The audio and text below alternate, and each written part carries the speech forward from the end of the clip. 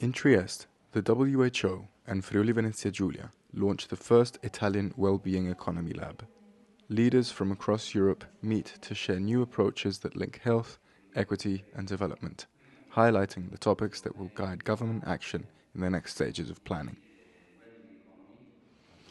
Oggi siccome presentiamo qualcosa che ci mette all'avanguardia a livello nazionale ma anche europeo, perché presentiamo un modello di economia che non è basato soltanto su quanto si produce in un territorio, che ovviamente è fondamentale, ma si basa anche sulla qualità della vita che in quel territorio si riesce a garantire ai cittadini. E oltretutto penso che in un momento come questo, dove l'approccio delle nuove generazioni guarda anche con particolare interesse non soltanto al salario, ma guarda anche alla qualità della vita garantita dall'attività lavorativa che si svolge, penso che possa essere un vantaggio competitivo importante anche per le imprese per essere attrattive di professionalità che oggi tanto mancano. Noi vogliamo iniziare questo laboratorio prima di tutto con dei dati solidi e da quello proporre dei modelli alle imprese. We are a specialist expert office focusing on how we ensure that health policies and health goals are integrated into broader economic and development goals.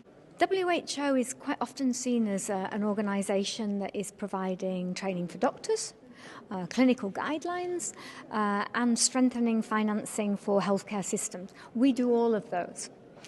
But the world has changed, and the factors that are influencing health today are affected by decisions made outside of the health sector. And this requires us to work with different sectors and to try and shape different policies. So WHO has a very strong stream of work, a mandate to work in this area. We also hold events such as this, where we have real vanguard regions who say, as we just heard President Fedriga say, how do we ensure that the Friuli Venezia Giulia region is a good place for people to live today? We need to be measuring the levels of well-being amongst young people and workers. We'll be working with small businesses and foundations to ensure that working practices deliver better health.